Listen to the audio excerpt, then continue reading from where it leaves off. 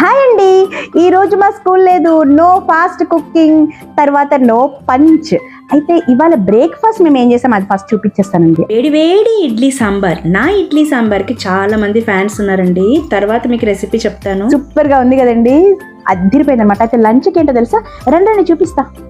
Aloo fry అండి. Aloo fry అంటే ఇష్టం లేని వాళ్ళు ఎవరైనా ఉంటారా చెప్పండి అసలు. భలే టేస్టీగా ఉందండి. ఈ రెసిపీ నేను తర్వాత మీకు ఒకసారి చూపిస్తాను.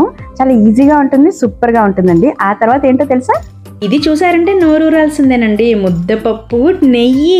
దీని మించిన ఫుడ్ ఉంటుందా అండి, స్వర్గం కదండి.